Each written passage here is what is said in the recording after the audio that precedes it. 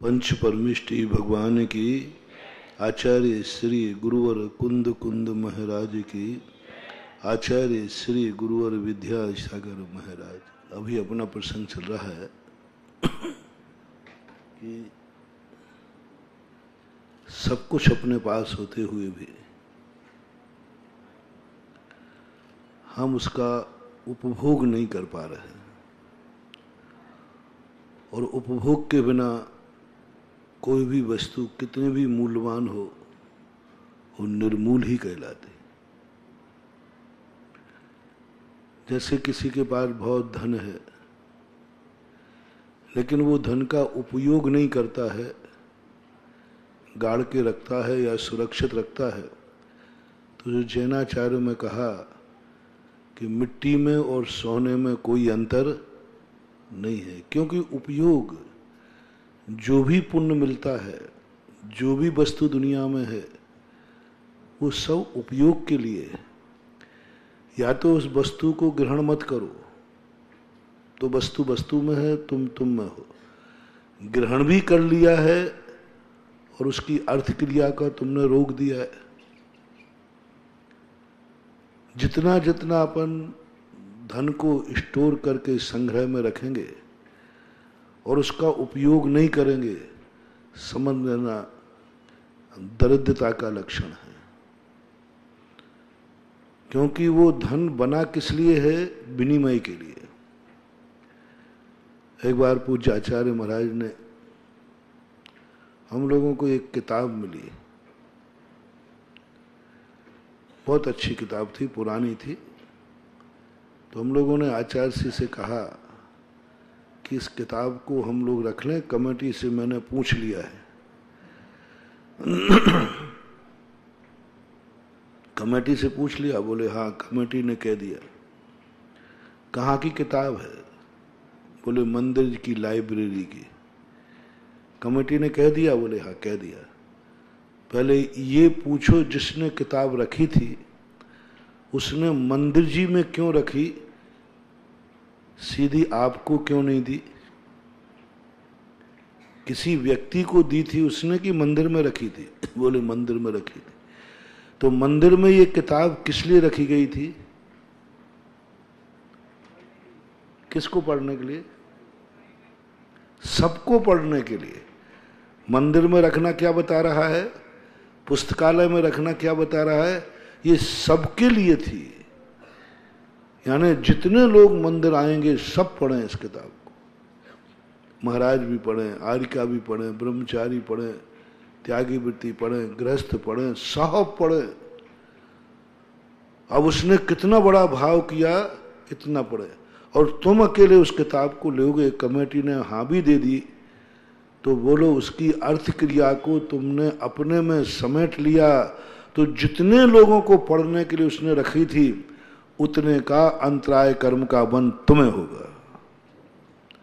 क्योंकि अब वे इतने लोग उस किताब को पढ़ नहीं पाएंगे, आपने ले ली। तो तुम पढ़ करके जितना ज्ञान प्राप्त नहीं कर पाओगे, उससे ज्यादा इतने लोगों के लिए तुमने विघ्न डाल दिया, वो तुम्हें ज्ञानावरणी कर्म का बंध ज्यादा होगा। अकेले पढ़ने का पुण्य ज्यादा होगा। अब मंदिर की किताब कितने लोग पढ़ सकते थे? संभावना बताओ। असीम। गांव वाले, महाराज भी आ सकते थे, बाहर का। अब इतने सारे लोगों का ज्ञानावरणी कर्म का बंध अंतराय डाला और तुम अकेले पढ़ रहे हो। इस शैवसम यानी अल्प फल बहुविघात। यानी तुम इस पढ़ करके भी ज्ञानी नहीं बन पाओगे, क्योंकि तुमने ज्ञानावरणी कर्म का बंध किया है। इसलिए जो सबके लिए रखी गई है उसमें तुम पढ़ करके वहीं रख दो, क्योंकि वो मंदिर की किताब है, सबके लिए रखी गई। हाँ, उसने तुम्हारे अकेले लिए भेंट की होती तो उसका भाव है कि ये किताब महाराज जी पढ़ेंगे, वो तो ठीक है, लेकिन ये नहीं ले सकते। किसी भी कार्य करने के लिए हमें तीन तरफ सोचना है। एक तरफ सोचना है कुदरत ने ये सारी वस्तुएं तुम्हें अकेले बनाई हैं कि सबके लिए बनाई है? बोलो। सबके लिए बनाई है। तो फिर उनमें से तुम अकेले उपयोग के लिए करते हो तो तुम्हें अंतराय कर्म का बंध होता है। जो वस्तु तुमने अपने लिए, इसलिए तो चोरी के अंतर क्या कहा, जो सार्वजनिक वस्तु हैं उनको भी अपन को नहीं लेना। जो अपने लिए बोया है खेत में, अपने लिए पेड़ लगाया है, अपने लिए तुमने पानी भरा है, अपने लिए तुमने धन कमाया है, वो तुम्हारा है, वो तुम्हारे लिए है, उसको आप रखो। एक तरीका। दूसरा तरीका और उदार हो, ये तो एक सामान्य तरीका बता दिया कि जो जो चीजें तुमने अपने लिए कमाई हैं इसलिए स्वयं का उपयोग करो। ये तो सामान्य गृहस्थी का लक्षण है। अब यदि तुम धर्मात्मा हो तो ये सोचो कि यह जो वस्तु है ये जब निर्मित की थी तो किसके लिए की थी। रुपये की बात मैं कह रहा हूं। रुपये का निर्माण हुआ जब बैंक में, किसके लिए हुआ? आपके नाम से हुआ था क्या? नहीं।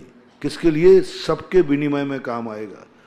सब लोग इस पैसे के माध्यम से वस्तु को खरीदेंगे, जो नहीं होगा वो खरीदेंगे। यानी ये बाजार में टर्न में चलेगा, बाजार में रूटिंग में चलेगा। कोई भी रिजर्व बैंक पैसा कभी भी रखने के लिए नहीं निकालता, बाजार में रनिंग में घूमना चाहिए। और जिस देश का पैसा हमेशा बाजार में रहता है वो देश कभी गरीब नहीं हो सकता, वो कभी आर्थिक तंगी नहीं हो सकती। देख लीजिए, थोड़ी सी तंगी, सारा पैसा बाजार में था, लोगों के हाथ में था। एक छोटी सी भूल ने सारा पैसा बैंक में बुला लिया। आज पूरा विश्व, देश आर्थिक तंगी से जूझ रहा है। सब धंधे चौपट हो गए, जहां देखो वही रो रहा है, सब रो रहे हैं। व्यापारियों की हालत ऐसी है, ऐसे मेरे पास रो रहे हैं आकर के, महाराज बर्बाद हो गया। एक भी व्यक्ति सुखी नहीं बोल रहा है, एक व्यापारी नहीं कह रहा, एक व्यापारी तो छोड़ो, उपभोक्ता नहीं कह रहा है, मजा ही नहीं रहा। बोले क्यों? पैसे ही नहीं। पैसा कहां चला गया? बैंक में। अब बैंक में निकाल नहीं सकते, निकालते हैं तो जीएसटी अभी हिसाब दो। बैंक में सारा पैसा बैंकों में पहुंच गया। और पहले पैसा कहां था? उपभोक्ता के हाथ में था। संसार एक नंबर से नहीं चलता, संसार 2 नंबर से चलता है। गृहस्थी कभी 1 नंबर से नहीं चलती, 2 नंबर से चलती, खुरदरा से। गृहस्थी के लिए, क्योंकि गृहस्थी में तो 1 नंबर का पैसा कभी होता ही नहीं, वो तो एडजस्ट होता है, व्यापार में लगा रहता है। जो 2 नंबर का पैसा होता है वो, और वो सारा पैसा आज हर व्यक्ति रो रहा है। एक बार और बहुत वर्षों पहले विश्व की आर्थिक नीति डगमगाई थी, लेकिन भारत की नहीं डगमगाई थी। करीबन हो गए 10, 12, 15 साल। मनमोहन उस समय प्रधानमंत्री थे। सारे विश्व की आर्थिक स्थिति बहुत खतरे में थी, लेकिन भारत की नहीं थी। अर्थशास्त्रियों ने सोचा भारत की क्यों नहीं हो रही, तो भारत की सबसे बड़ी अर्थ स्थिति को संभाला था महिलाओं ने। और महिलाओं की कौन सी संपत्ति में? 2 नंबर की संपत्ति। महिला के पास कभी 1 नंबर की संपत्ति होती ही नहीं, क्योंकि वो सब छुपा के रख। 1 नंबर की हो तो तुम तो सब ले जाओ। वो छुपा करके जो पैसा रखती थी, जो झगड़ा कर करके आभूषण बनवाती है। भारत की महिलाओं की सबसे बड़ी विशेषता है कि उनको आभूषण से बहुत प्यार होता है। थोड़ा सा 2 रुपया पति के पास देखे ही नहीं, तुरंत मांग रख दी, फलानी चीज बनवा दो ना। ये मात्र लोभ ही नहीं है, ये भारतीय नारी को स्वभाव से गॉड गिफ्ट है। जो नारी अपने पति को देखते ही, पैसा देखते ही आभूषण बनाने की बात कहे, इसको अभिशाप मत मानना, ये गॉड गिफ्ट है। जिस नारियों में ये गुण होता है वो घर कभी आर्थिक संकट में नहीं आएगा, उस घर में कभी कोई सुसाइड नहीं करेगा, उस घर की संपत्ति कभी कुड़क नहीं होगी, क्योंकि उस घर में महिलाओं को एक आदत है, कुछ 2 रुपया बचा नहीं तुरंत एक दिवाली पर ही बनाओ ना, कुछ ना कुछ बनाए। थोड़ा पैसा बचा नहीं, फलाना एक प्लाट ले लो ना, कुछ ना कुछ पूंजी, स्थायी पूंजी बनाना महिलाओं की गॉड गिफ्ट होना चाहिए। जैसे 2 रुपया हाथ में आवे, यदि महिला उसकी स्थायी पूंजी में कन्वर्ट करने का प्रयास करती है, उस घर में कभी भी दरिद्रता का प्रवेश नहीं होगा। ये गॉड गिफ्ट। परिणाम ये निकला कि जब आर्थिक तंगी आई, महिलाओं के पास जो छुपी हुई धन रखा था वो उन्होंने अपने परिवार को दे दिया, पता ही नहीं चला। 3 साल रही वो मध्य, और सारा विश्व डगमगा गया, अमेरिका डगमगा गया, क्योंकि अमेरिका की महिलाओं के पास कुछ होता ही नहीं है, कुछ भी नहीं, तो आभूषण वो पहनती नहीं है, सोना चांदी उनके पास होते ही नहीं है।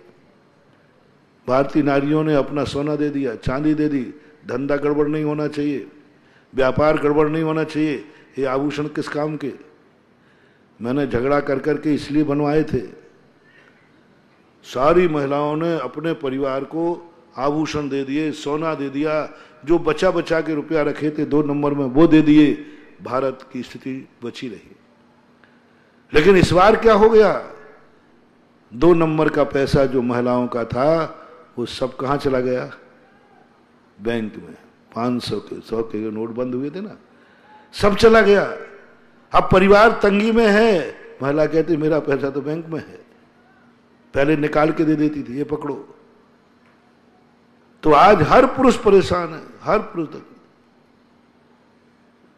तो जब किसी चीज का बाजार से स्टोर में चला जाता है, जैसे आज बैंक में पैसा चला गया, सारा भारत आर्थिक तंगी में आ गया। इसी प्रकार पैसा पूंजीपति के हाथ में चला जाए, वस्तु पूंजीपति के हाथ में चला जाए, लोभी के हाथ में चला जाए, तो बाजार में तंगी आ जाती है, क्योंकि उसने पैसा ले ले करके गाड़ के रख दिया। दोनों में कोई अंतर नहीं।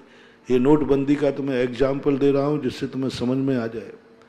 मूल उद्देश्य है कि यदि उसने धन को छुपा के रख दिया, और वो धन बना था किस लिए, बाजार में रहने के लिए। बाजार में रहने दो धन को, घूमने दो बाजार में, तुमने रख लिया। अब कितना बड़ा अंतराय कर्म। जितने कंजूस आदमी होते हैं,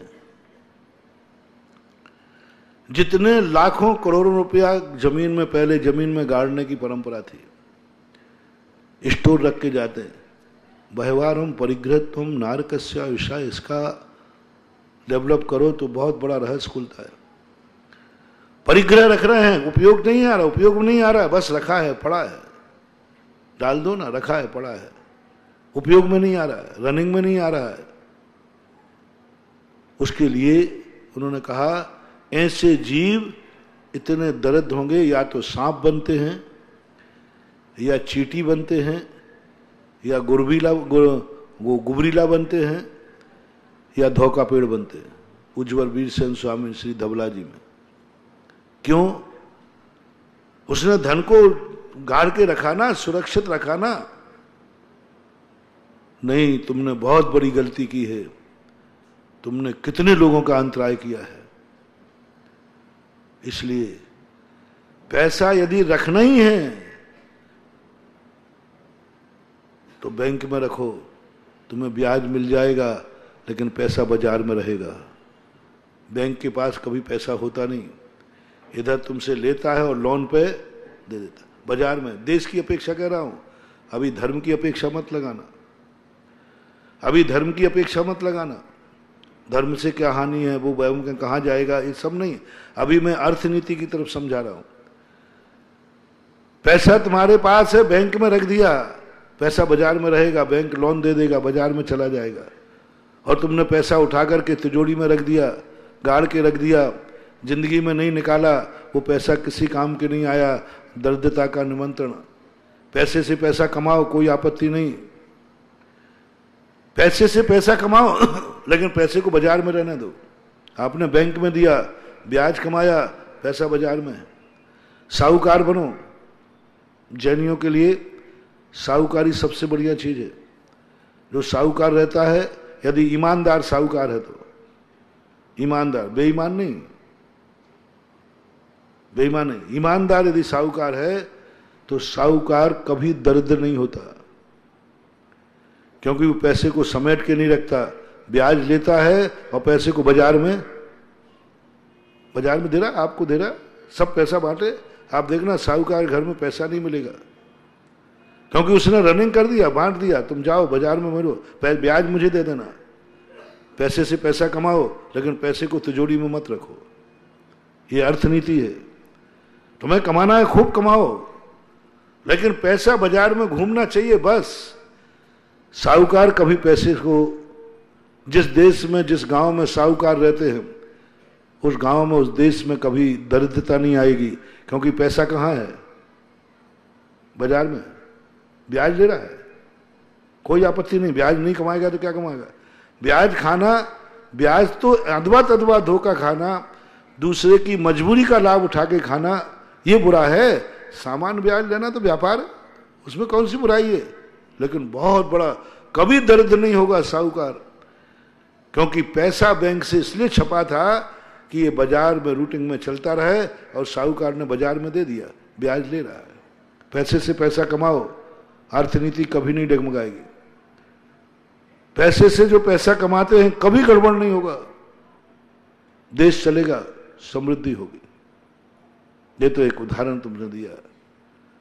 लेकिन यदि इसी प्रकार धर्म, ज्ञान, जो कुछ भी है, ये सब किसके लिए है? ये प्रकृति में जो कुछ भी है सब किसके लिए है? सबके लिए है। तुम क्यों समेट के रख रहे हो? तुम क्यों अपनी मुट्ठी में बांध रहे हो? तुम क्यों अपनी कस्टडी में रख रहे हो? आप उतनी ही रखो जितनी जरूरत है। महावीर का सबसे बड़ा सिद्धांत था, जितनी जरूरत है उसके लिए कोई आपत्ति नहीं। शेष आप रख रहे हो, दरिद्रता की निशानी है। एक व्यक्ति के पास ये जमीन किसके लिए है? सबको रहने के लिए। रहो। तुमने 2 प्लाट ले दिए, ये पड़ा है, और एक दूसरा व्यक्ति के लिए जमीन ही नहीं मिल रही है, और तुम्हारे पास डबल पड़ी है। अंतराय कर्म हो गया, आप जमींदार नहीं, जमीन भी चली जाएगी, क्योंकि आपने पृथ्वी जिसके लिए थी कितनों को अंतराय डाल दिया, और तुम्हारे काम भी नहीं आ रहा है। तुम्हारे काम आवे, तुम्हारे बच्चे के काम आवे तो कोई भी ठीक है, यूं एडजस्ट, यूं। ये प्लाट तुमने क्यों लिया? एक बार मैंने प्रवचन दिया था, जैन दर्शन में कुछ भी पाप नहीं है, सबसे बड़ा पाप है अनर्थ दंड। वनस्पति काटने वाले को कहीं पापी नहीं कहा। पूरा खेत उजाड़ देता है, हरे को काट देता है, लेकिन उसको पापी नहीं कहा। लेकिन एक पत्ता भी तोड़ के फेंक दिया, अनर्थ दंड, पापी, प्रायश्चित करो। अनर्थ दंड सबसे बड़ी चीज है। अनर्थ दंड हर चीज में लगाना, एक हर चीज में तुम्हारी आवश्यकता है, वहां कोई जैन दर्शन पापी नहीं कहेगा। सबसे बड़ी पापी है, तुमने ये नया प्लाट खरीदा किस लिए? बच्चे के लिए? कोई बात नहीं। कोई हाली बीमारी के लिए? कोई बात नहीं, कोई बात नहीं करेगा। क्यों खरीद लिया? बिटिया को देना है, बच्चे को देना है, कब, किसके लिए? बोले यूं। पैसा पड़ा था, तो पैसा पड़ा था तो एक तो तुमने पुण्य किया, कम से कम पैसा बाजार में दे दिया, तो गरीब तो नहीं बनोगे। लेकिन व्यक्ति को रहने का जो स्थान था, सबके लिए था, वो तुमने लेकर के और अपने कब्जे में ले लिया। अब वो सबके काम का था, दूसरे काम आ सकता था। अब तुमने जमीन संबंधी अंतराय बांधा, पैसा तो बाजार में भेज दिया, लेकिन जमीन को अपने कब्जे में ले लिया। साहूकारी में और गिरवी में अंतर है। गिरवी में व्यक्ति नोट बाजार में भेजता है, लेकिन सोना समेट के रख लेता है। एक तरफ से गरीब होगा, एक तरफ से अमीर होगा। जमीन से गरीब हो जाएगा, धन से अमीर होगा, क्योंकि धन उसने बाजार में भेज दिया। पहले खरीदते समय देखो किस लिए,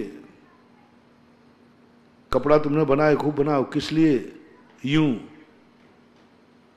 ये पेड़ तुमने क्यों काट डाला? बोले यूं। बस यूं खतरनाक है और सबसे ज्यादा अनर्थदंड होता है। इसलिए हमें सबसे पहले ये देखना है इस वस्तु की अर्थ क्रिया क्या है। पहली बात, जो हमारे अधिकार में नहीं है, प्रकृति ने किसके लिए बनाई, उस चीज को हम बांधेंगे नहीं, उपयोग करेंगे और छोड़ देंगे। आप किताब पढ़ लो और मंदिर में रख दो। मंदिर की किताब घर ले जाना महान पाप है। महान पाप है घर ले जाना, और घर ले जाकर के वापस करना ही नहीं। नहीं, पढ़कर वहीं रखो, नहीं तो अंतराय कर्म का बंद होगा। हर चीज में यही लगा लेना। तो जो इस दृष्टि से, और वही वस्तु हमें नकारात्मक ऊर्जा देती है, क्योंकि धन को हमने छुपा के रख दिया। अब धन हमें वही धन दरिद्र बनाएगा, क्योंकि उसको तुमने जेल में बंद कर दिया। किसी जीव को जेल में बंद करने से ही नकारात्मक ऊर्जा नहीं मिलती, पुद्गल को भी बंद करने में नकारात्मक ऊर्जा मिलती है। मैंने विगत दिनों में कहा था, जीव ही नकारात्मक ऊर्जा नहीं देता। एक तोते को अपन ने बंद किया, तोता को आपने किस लिए टांग लिया? बोले शुभ शगुन है। नहीं, तोता तो शगुन है, लेकिन तोते को पिंजड़े में बंद करना, जितना वो शगुन नहीं है उससे ज्यादा उसकी नकारात्मक ऊर्जा। जब जब तुम बाहर निकलोगे बद्दुआ देगा, इस दुष्ट ने मेरे परिवार से मुझे अलग कर दिया। बहुत बहुत बहुत बुरी बद्दुआ देता है, परिवार से अलग कर दिया।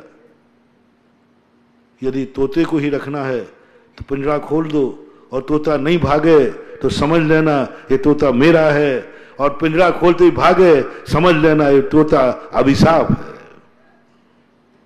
अभिशाप, अभिशाप बन गया वो तोता। बांध के मत रखो। तोता तुम्हारे घर आता है, आने दो, पंख काटो मत उसके कि उड़ नहीं पाए। खोल दो उसको, उससे मेरे प्यार है, मेरे से अनुराग है, तो वो नहीं जाएगा, कहीं नहीं जाएगा। बहुत सारे तोते नहीं उड़ते, मैंने कई घरों में तोते देखे, वो कहीं उड़ते ही नहीं, खुले छूटते हैं। बिहार करते हुए मैंने कई बार मिलते हैं, खुला घूमता है, कहीं नहीं, वो अपने आप रहता है। खुले पशुओं को अपने पास रखना कोई बाधा नहीं, बांध करके रखना, और इसलिए बांध देना कि ये भाग ना जाए। भाग न जाए तो महान नकारात्मक ऊर्जा, वो तोता इतनी नकारात्मक ऊर्जा देता है। मैंने एक बार कहीं सुनाया था, देखना कैसे नकारात्मक ऊर्जा, ये दुनिया से हमें सकारात्मक ऊर्जा कैसे मिलेगी, अपने आप नहीं ले पाओगे बंधुओं। बस हम बता रहे थे कि उसने भगोनी तो सिगड़ी पर अपने हाथ से रख दी, अपने हाथ से रख दी, यूं पकड़ करके रख दी। कर्म बांधने के लिए, बहिर्मुखी होने के लिए, पाप करने के लिए किसी की जरूरत नहीं है, किसी की जरूरत नहीं, स्वयं कर लेगा, स्वयं कर्म बांध लेगा। ध्यान रखना, लेकिन कर्म काटने के लिए गुरु की जरूरत है, सिगड़ी से उतारने के लिए संडासी की जरूरत है। ये संडासी क्या है? जब हमने रखा है तो उतारने में क्या बाधा? हाथ जल गए ना, हाथ जल गए ना, और हाथ जल करके ऊपर और गिर जाएगा, शरीर जल जाएगा। जब मैंने हाथों से रखा है तो हाथों से उतारा क्यों नहीं? नहीं, यही तो संसार की नीति है। बंद करने के लिए देशना लब्धि है, कर्मों के बंद के लिए भी देशना चाहिए है? कौन से कॉलेज में गाली सिखाई जाती है? कौन से कॉलेज में द्वेष सिखाया जाता है? कौन से कॉलेज में पाप सिखाए जाते हैं? किसी कॉलेज में नहीं सिखाया जाता है। कैसे मारना, कैसे पीटना, कैसे गाली देना, कैसे बुरे भाव करना, कोई कॉलेज में नहीं, स्वयं कर लेता है। और यही अज्ञानता भरी रही तो लोगों ने कहा जब बांधे मैंने हैं तो मैं स्वयं काट लूंगा, जब मैंने पाप स्वयं किया है तो मैं स्वयं छोड़ दूंगा, क्योंकि जब करने वाला मैं हूं तो छोड़ने वाला मैं हूं। मिथ्यात्व को बंद के लिए कोई गुरु चाहिए? नहीं कोई चाहिए की जरूरत। मिथ्यात्व अनादिकाल से तो बंधा हुआ है, अनादिकाल से बंध रहा है, लेकिन मिथ्यात्व को काटने के लिए, कर्मों को काटने के लिए संन्यासी चाहिए। यही तो हो रहा है, एकांतवादी यही तो कर रहे हैं। बोले कर्म जब मैंने बांधे हैं तो भगवान की क्या जरूरत, गुरु की क्या जरूरत, निमित्त की क्या जरूरत। अपने आप उपादान ने बांधे, उपादान काट लेगा। उपादान ने बांधे, उपादान काट लेगा। परिणाम ये निकलता है कि वो जो रखने वाली आदत थी ना, वो उतारने में भी चली गई, और जब जले तब अकल आई ठिकाने, तब अकल ठिकाने आई। यदि ये नीति सीख लेता कि व्यक्ति पाप तो करता है स्वयं, लेकिन पाप को काटने के लिए गुरु रूपी संन्यासी चाहिए, भगवान की संन्यासी चाहिए। मिथ्यात्व को नाश करने के लिए देशनलब्धि चाहिए। मिथ्यात्व को बंद करने के लिए देशनलब्धि की कोई जरूरत नहीं, अनादिकाल से बंध रहा है। लेकिन सम्यक दर्शन देशनलब्धि के, देशनलब्धि क्या है? पकड़ने वाली संन्यासी, जो चिमटी होती ना, या कपड़ा, कोई भी चीज हो, जो इतनी कुशलता से बनाएगा कि तबेली भी उतर जाएगी और हाथ भी नहीं जलेगा, पानी भी बच जाएगा। गुरु का महत्व कितना है, जिनवाणी का महत्व कितना है। पानी भी नीचे आ जाएगा, तुम जलोगे भी नहीं, और तुम्हारा लक्ष्य भी पूरा हो जाएगा। तो इसी प्रकार से अपनी जिंदगी में जो कुछ भी किए हैं अपन ने अपराध, उनको काटने के लिए कोई ऐसा संन्यासी चाहिए, कोई ऐसा निर्देशक चाहिए जो उसको हमें उतारने की कला बता दे। संसार की हर वस्तु से हम बहुत कुछ कर चुके, लेकिन इसको पॉजिटिव कैसे करें? गरम तो हो गया, गरम तो हो गया, लेकिन अब ठंडा कैसे करें? वो तुम अकेले नहीं कर पाओगे। अब तुम्हारे अंदर ये सोच होना चाहिए कि नहीं, मैंने ये जो किया है, धन कमा तो रख लिया, धन कमाने के लिए गुरु की जरूरत नहीं है, लेकिन धन कमाने के लिए गुरु की जरूरत है। गुरु की जरूरत है। गुरु से पूछो मैं कहां खर्च करूं, इसको कैसे खर्च करूं। यदि पड़ा रहने दूं तो दरिद्रता की निशानी है। कोई भी चीज अपने सर्व के लिए जो बनाई गई है, उसको कभी समेट के नहीं रखना, उसको बस उपयोग करो छोड़ दो, उपयोग करो छोड़ दो। वो तोते ने तुमने समेट के रख लिया। घटना थी एक जेल की। जेल में एक व्यक्ति ने, मैं सबसे पूछने का मन हुआ कि मैं जेलियों से पूछूं कि आप लोगों ने अपराध किया है तो क्यों किया। ऐसे ही मन हुआ। ले रहा था इंटरव्यू, छोटे से जेली थे, बहुत पहले की घटना थी, बेगमगंज की, हाँ बहुत पहले, 93 की बात। छोटा सा जेल था, तो पूछने मन हुआ, पूछ रहा था। एक व्यक्ति रो पड़ा, बोले महाराज जी मैंने गलती नहीं की, मुझे गलत फंसाया गया, मुझे गलत फंसाया गया, मैंने गलती नहीं की। अब मैं क्या करूं? बोले महाराज आप मेरा न्याय करिए। अब मैं कोई न्यायाधीश थोड़ी हूं। श्रमण संस्थान का झगड़ा हो तो निपटा दूं, ये तो दुनिया का झगड़ा है। मैंने कहा नहीं, अब कानून को मैं बुरा कह नहीं सकता, कानून सजा दे चुका था, उसको सजा भूल चुकी थी, वो जेली बन चुका था, अब कुछ नहीं हो सकता। और कानून को गलत कहना एक अपराध है। घोषणा होने के बाद हमें उसको न्याय ही कहना पड़ता है। अब मैंने कहा नहीं भैया तुम की होगी। बोले महाराज जी मैं आपको भगवान मानता हूं, मैं दुनिया के सामने झूठ बोलूंगा, आपके सामने झूठ नहीं बोलूंगा, मैंने नहीं किया। मैंने किया है। अभी तो मैंने क्या कहा था, किया होगा। तुमने किया होगा, झूठ बोल रहे हो। उसने कहा नहीं किया मैंने, आप भी मेरी बात पर विश्वास नहीं कर रहे।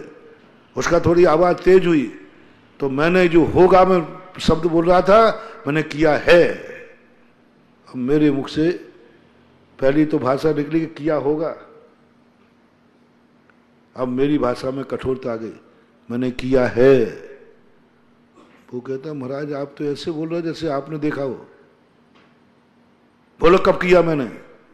किया है मैंने, आप तो इतने दावे से बोल रहे। मैंने कहा हाँ तुमने किया है। बोलो भैया मेरे मुंह से किया है निकल गया और वो जिद पकड़ गया, महाराज जी पहले आप बताओ मैंने किया है तो कब किया, कैसे किया, आपको गवाह बताना पड़ेगा। वो बहुत जोश में आ गया और मैं थोड़ा डर गया। मैंने कहा ये तो गलत निकल गया। अब मैंने निकाल लिया किया है, अब ये क्या बता रहा है, पक्का हो गया। अब मैं आई एम सॉरी प्लीज कहता हूं कि नहीं भैया ऐसी बात नहीं, किया होगा कभी जन्मांतरों में किया होगा, साधु की भाषा बोल लो, पहले किया होगा। नहीं अब तो निकल गया किया है तो जब ही निकलेगा जब तुमने देखा है। अब मैं एकदम डर गया, मैंने कहीं गलत बोल गया। मैंने आंख बंद की, मेरी आत्मा ने कहा साधु हो तो गलत निकल नहीं सकता और साधु नहीं हो तो सही हो नहीं सकता। अंदर से आवाज आई क्या गलत बोल दिया, ये डर लग रहा है तुम्हें, साधु हो कि नहीं? मैंने कहा वो तो पक्का हूं। तो साधु के मुख से गलत निकल नहीं सकता। ये सब 1 मिनट के अंदर हो रहा है। मैं भयभीत हो गया कि मैंने गलत बोल दिया, कि तूने अपराध किया है।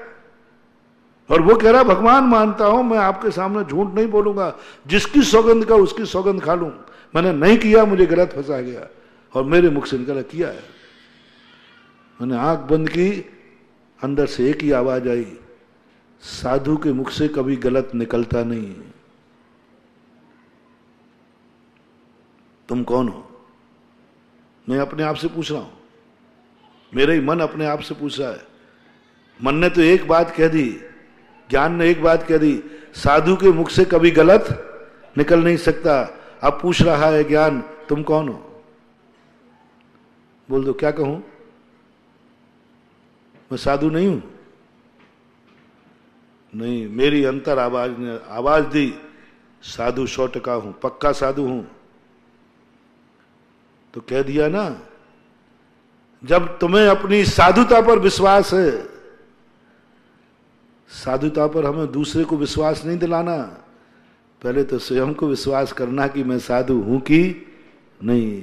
दूसरे से क्या लेना देना में? अपने आप में पूछो। अपसख्यम, हर व्यक्ति दूसरे की दृष्टि में बनना चाहता है साधु, दूसरों की दृष्टि में उठना चाहता है। तुम अपने आप में सोचो, सबसे बड़ी बुरी दृष्टि है कहीं तुम अपनी खुद की नजरों में तो नहीं गिरे हुए हो। सबसे पहले व्यक्ति कहां गिरता है? अपनी खुद की नजरों में। दुनिया की नजरों से कोई लेना देना नहीं। जैन दर्शन कहता है दुनिया की नजर की चिंता मत करो, दुनिया की नजरों में भली गिर जाना, तुम अपनी खुद की नजरों में तो नहीं गिरे हो। तुम खुद की दृष्टि में तो अपराधी नहीं हो, तुम खुद की दृष्टि में क्या हो? अपनी आत्मा से पूछो। आत्मा ने आवाज दी, मैं अपनी दृष्टि से पूर्ण साधु हूं, अपनी दृष्टि से, और मुझे विश्वास है मैं साधु हूं। बस फरमान जारी हो गया। जब साधु हो तो साधु के मुख से कभी झूठ निकलता नहीं। अब बोलो, अब मैं क्या करूं?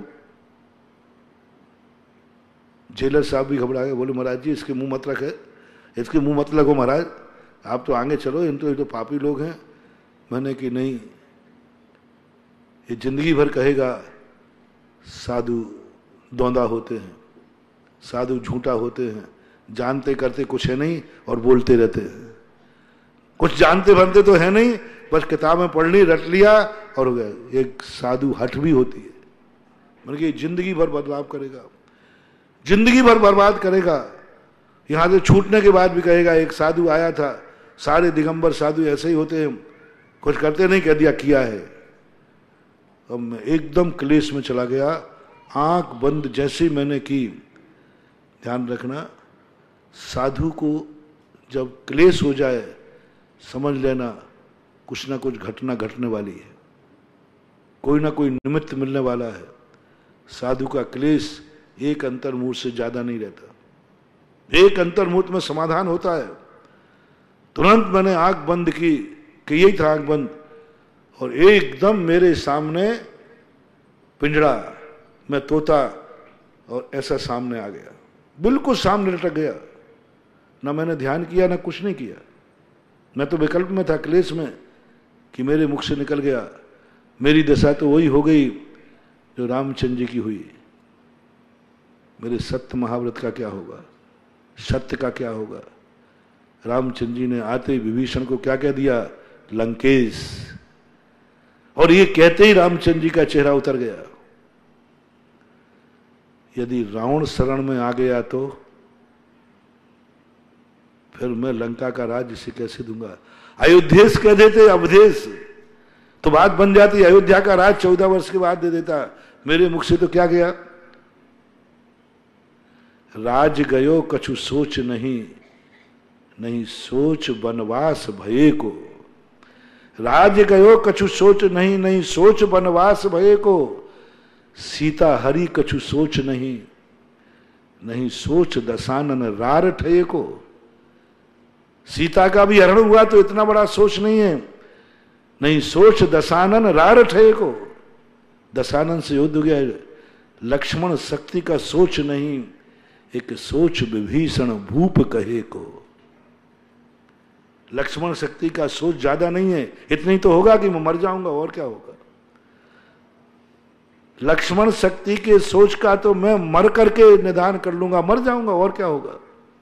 सुबह जिंदा नहीं हुआ तो मर जाऊंगा। लेकिन चिंता तो यह है कि विभीषण को मैंने लंकेश कहा और लंका का राजा नहीं बना पाया, तो ये तो जन्म जन्म तक कलंक हो जाएगा। बस एक ही चिंता रामचंद्र जी के मन में। बहुत अच्छी पंक्तियां हैं, एक सोच विभीषण भूप कहे। और मुझे भी एक ही चिंता थी, सब भूल गया चौकड़ी में। सत्य महाव्रत का क्या होगा, क्या होगा सत्य का? साधु, मैंने कहा ना, जब साधु के मन में विकल्प आ जाए समाधान भी होता है। ऐसा उतरा जैसे कोई आंख बंद कर कोई उतार रहा हो मेरे सामने। जो पंच कल्याणक में भगवान के वस्त्र उतरते ना, ऐसे उतर, बिल्कुल ऐसा लटका दिया सामने। मैंने कहा ये पिंजड़ा वाला तोता कहां से आ गया? आंख खोली तो कुछ नहीं था, बस मिल गया समाधान। चेत गया, जाग गया, और तुरंत देखो अंदर की चेतना की बात है। अंदर से यदि व्रत भाव आ जाए कि मेरे व्रत का क्या होगा। अमरचंद दीवान को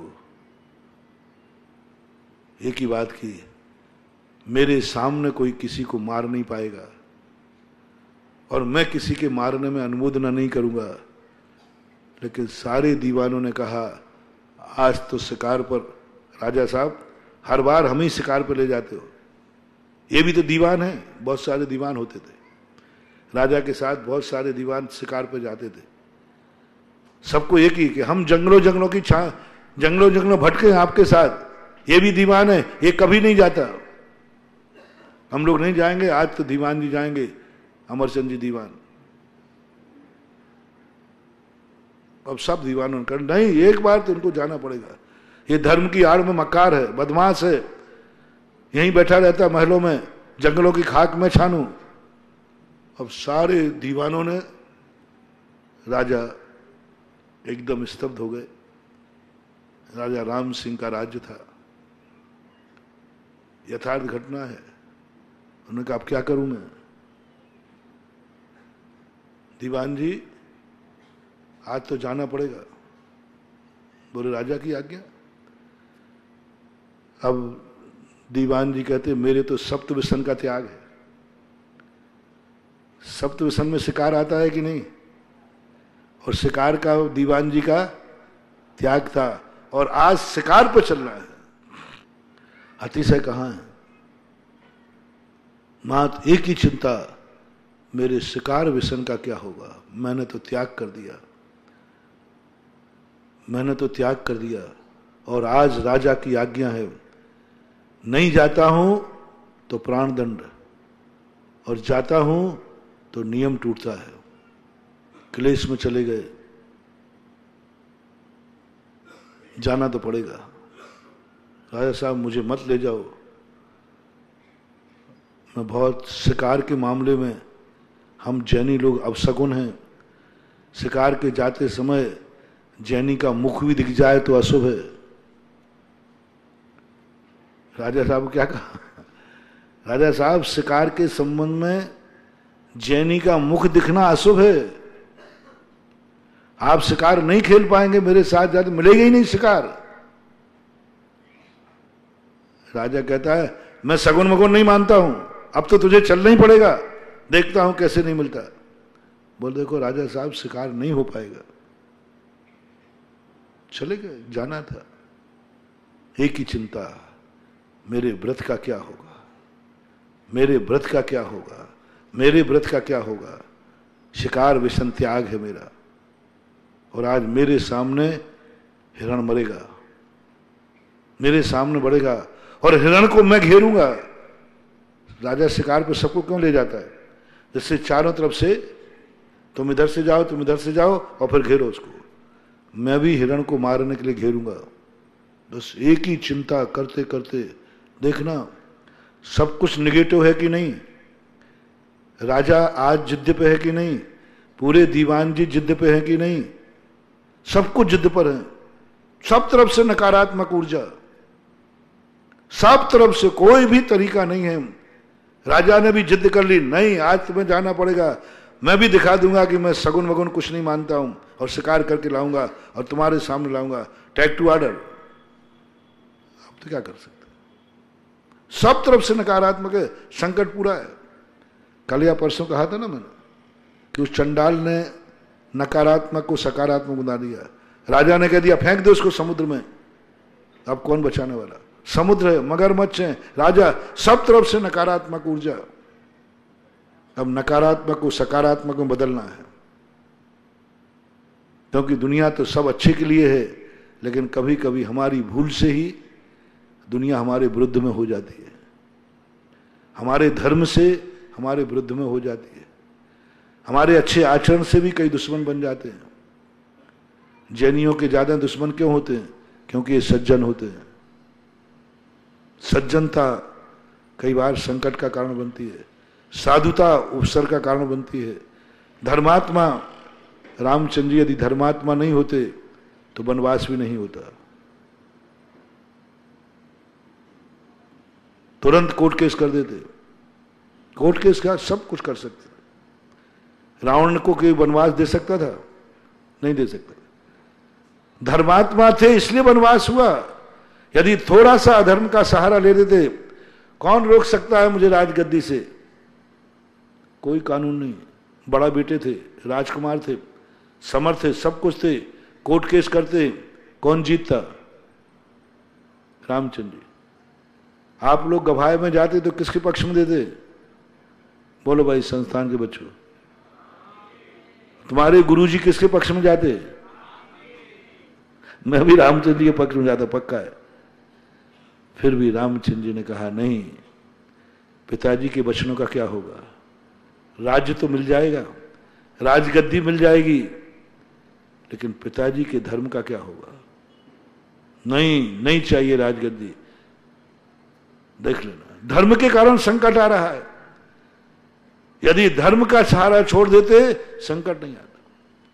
जो लोग कहते हैं महाराज जी धर्म के कारण संकट आते हैं, मैंने कि सच्चा धर्म वही जिस धर्म से संकट नहीं आए, उस धर्मात्मा में संदेह है कि इसका धर्म असली है कि नकली है।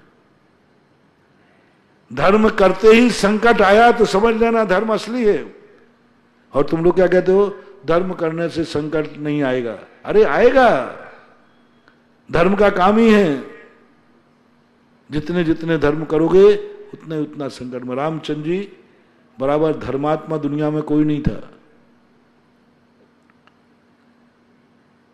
एक ही व्यक्ति मात्र हुआ दुनिया में जिसको हर संप्रदाय ने स्वीकार किया। 24 तीर्थंकरों को हर संप्रदाय ने स्वीकार नहीं किया। ब्रह्मा विष्णु महेश को भी हर संप्रदाय ने स्वीकार नहीं किया। लेकिन रामचंद्र जी एक ऐसी शक्ति हुए जिसको बताओ किस संप्रदाय ने नहीं स्वीकार किया। जैनियों में रामचंद्र जी का स्थान है कि नहीं? और सबसे ज्यादा पुराण जैन दर्शन में किस पे लिखे गए? किसी पर नहीं लिखे गए। और 24 तीर्थंकरों पर 24 तीर्थंकरों पर इतना साहित्य मैंने गोष्ठी की कोटा के अंदर, अरे मैं देख के एक भी तीर्थंकर जैन दर्शन के मूल तीर्थंकर हैं, जैन किसी भी तीर्थंकर पर इतने पुराण नहीं लिखे गए, इतना साहित्य नहीं लिखा गया। सबसे ज्यादा साहित्य जैनियों में रामचंद्र जी पर लिखा। बौद्ध दर्शन में बौद्ध के ऊपर इतने शास्त्र नहीं लिखे गए जितने रामचंद्र जी के ऊपर लिखे गए। वैष्णव दर्शन में ब्रह्मा विष्णु में इतने नाम शास्त्र नहीं लिखे गए जितने रामचंद्र। लोग सबसे ज्यादा ब्रह्मा विष्णु महेश का नाम ज्यादा लेते कि रामचंद्र जी का? रामचंद्र, ब्रह्मा विष्णु महेश का नहीं, रामचंद्र जी का सबसे ज्यादा। यानी रामचंद्र जी वो सर्वमान्य धर्मात्मा थे, वो सर्वमान आदर्श थे, जैसे हर संप्रदाय को स्वीकार करने में कोई ऐतराज नहीं था। अपने अपने तरीके से ग्रहण किए, कोई बात नहीं, लेकिन राम तो वही थे कि दूसरे? वही राम को सब न माना।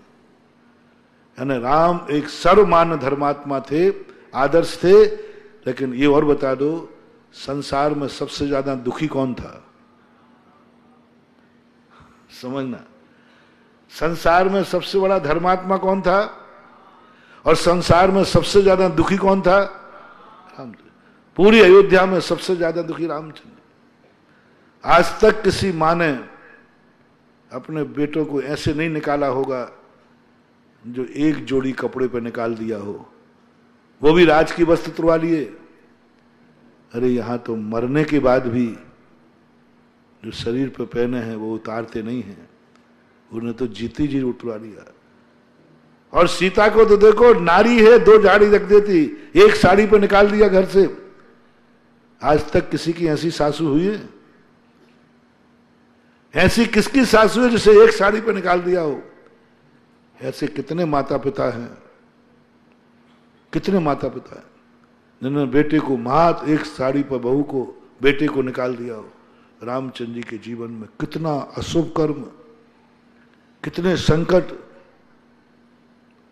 और रावण सबसे जगत का सबसे बड़ा पापात्मा, और सबसे ज्यादा दुनिया में सुखी कौन था? धनवान कौन था? शक्तिमान कौन था? हुकूमत किसकी थी? तुम्हें क्या बनना है?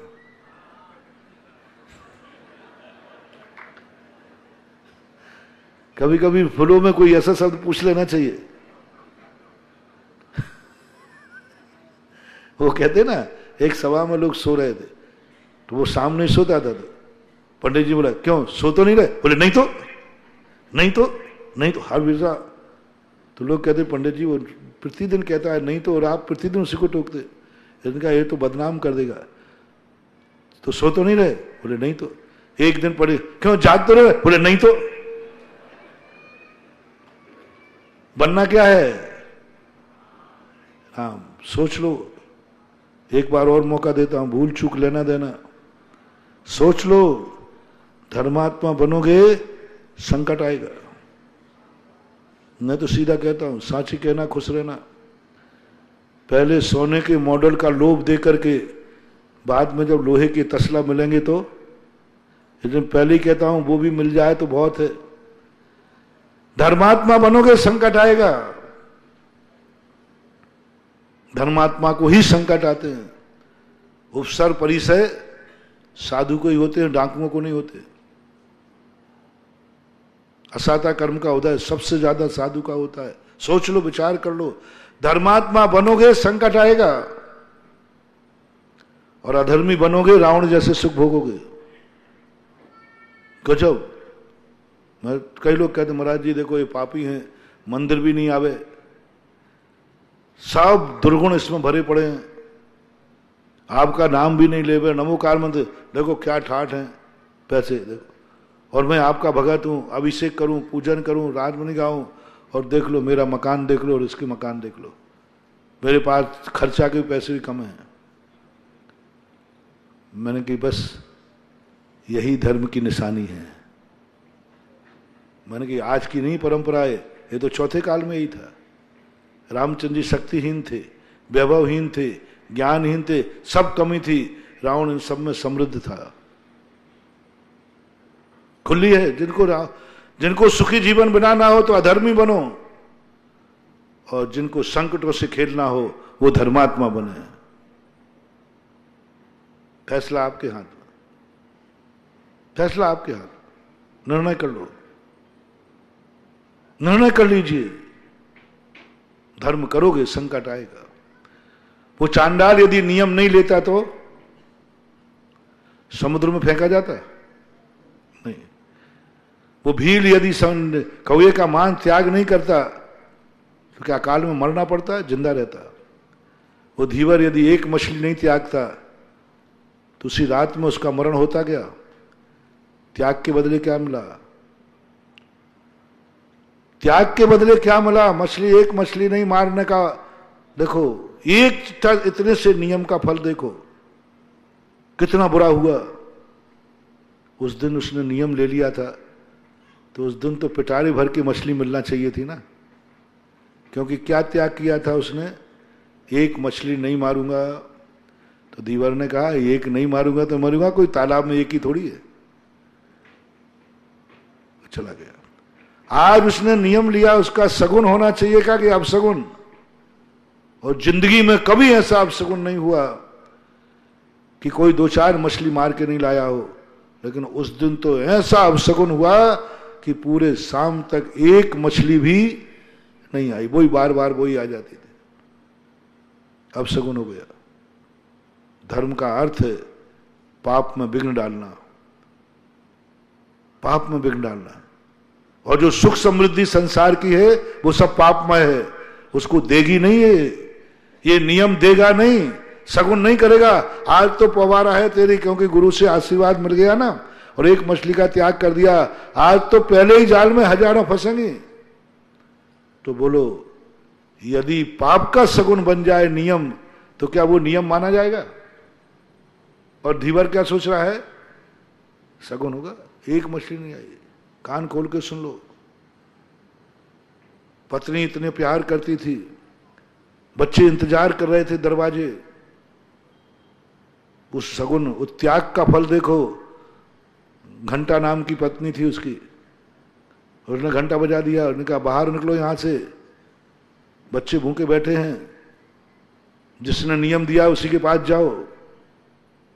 ओहो, वो सोचता है आज मैंने सुबह से किसका मुंह देख लिया? बोल दो ना, बोल दो। आज सुबह से किसका मुंह देख लिया? बोलो ना। साधु महाराज का। जा ही रहा था मछली मारने, रास्ते में तो मिल गए। आज सुबह से साधु का मुंह देखा, इसका परिणाम क्या है? शास्त्रों में लिखा है साधु मंगलम, और यहां हर कार्य मंगल हो रहा है, हर कार्य मंगल हो रहा है। पत्नी ने निकाल दिया, किवाड़ बंद कर दिया। कहां सोया जाके? खंडहर में। खंडहर में, खंडहर मिला नियम का, साधु के दर्शन करने का परिणाम। खंडहर मिला, और खंडहर में रात में सो गया। सांप ने काट लिया, साधु के दर्शन का परिणाम मौत। मौत मिली, सांप के काटे, सांप ने काटा। यदि नियम नहीं लेता तो मछली मिलती, घर में सोता, सांप नहीं काटता, आराम से जीवित रहता। सब अशुभ अशुभ क्या मचा रखा तुम लोगों ने धर्म को? ये धर्म संकट मोचक नहीं है, धर्म संकट दाता है। ये मान के धर्म करना, ये मान के मुनि बनना। मुनि बन रहे हो, कोई ये मान के मत बनना मूड मुड़ाए 3 गुण सिड़की मिट गई खाद, खाने को लड्डू मिले लोग कहे महाराज जय जय गुरुदेव। ये मान के चलना खाने को भी नहीं मिल सकता है। ये मान के चलना खाने को नहीं मिल सकता है, अलाभ हो सकता है, अंतराय हो सकता है। साधु जब आहार को उठता है तो ये मान के नहीं उठता कि आहार अब मिल ही जाएगा। ये मान के उठता है कोई जरूरी नहीं कि आहार मिल ही जाएगा, मिल ही जाएगा। सामने थाली है, साधु तुरंत नहीं सोचता कि अब तो थाली आ गई, अब तो पेट भर ही जाएगा। नहीं, अंजलि खोलते ही हैं, तुम थाली लिए खड़े रहो, मैं खाने को खड़ा रहा हूं। पहली बार में पानी दिया, ये पकड़ो बालचंद, ये पकड़ो जीव चंद, ये मान के चलना। एक दाना भी नहीं मिल सकता वर्षों महीनों तक। तीर्थंकर जैसे जब 7 महीने 8 दिन घूम सकते हैं, तो हम और आप किस खेत की मूली हैं? मान के चलना, तैयार हो जाओ। कोई भी धर्म और नियम करोगे, संकट से बचने की चेष्टा मत करना, संकट आएगा, परीक्षा होगी। आप लोगों को कितने बार बाल निकलते हैं भोजन में? यहां कितने लोग बैठे जिनके जीवन में कभी भोजन में बाल ही नहीं निकला होगा? बेटा बोल, निकला क्या? निकला। वो जैनी है इसलिए दिख गया होगा, कुछ नहीं। और निकला है तो फिर क्या किया?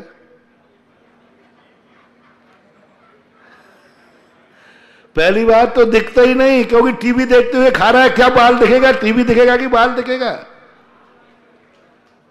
90% टीवी देखते हुए खाते हैं। वो कहते महाराज जी आप लोगों को पता नहीं महाराज बनते क्या भूत लग जाता है, हमें तो कभी बाल आते ही नहीं, तो भोजन कब करते? बोले टीवी के सामने करता हूं। तो तुम्हें बाल क्या देगा? वो बाल भी कहता है ये महाबाल है, लपेटा और चला, और दिख भी जाए तो यूं फेंका, चल खा लेते। अब साधु देखो, अंतराय आना चालू हो जाता है, संकट।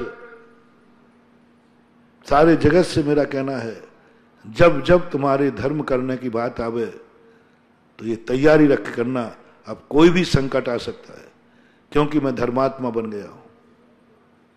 क्योंकि धर्मात्मा पर ही संकट आते हैं, अधर्मी पे नहीं। लक्षण क्या बनाना? अब कोई भी संकट आ सकता है, क्योंकि मैं धर्मात्मा बन गया हूं। अब कोई भी मुझे गाली दे सकता है, कोई भी मेरे प्राण ले सकता है, क्योंकि मैं साधु बन गया हूं। जब तक ग्रस्त थे तब तक डर नहीं था। जब तक ग्रस्त थे, बंदूक हाथ में थी, कोई मेरा कुछ नहीं बिगाड़ सकता। वो मुझे मारेगा तो मैं भी कोई कम नहीं हूं, निपटा दूंगा। लेकिन साधु बनते सावधान, अब कोई भी मुझे मार सकता है, क्योंकि मैं साधु बन गया हूं, मैं धर्मात्मा बन गया हूं। अब धर्मात्मा बनते ही एक फैसला, निर्णय, संकल्प कर लो, अब किसी भी प्रकार का संकट मुझे आ सकता है, क्योंकि मैं हेतु बनाओ, क्योंकि मैं, ये मत बनाना अब मेरा कोई कुछ नहीं बिगाड़ सकता, मेरी जिंदगी में कोई संकट नहीं आएगा, क्योंकि मैं धर्मात्मा बन गया हूं।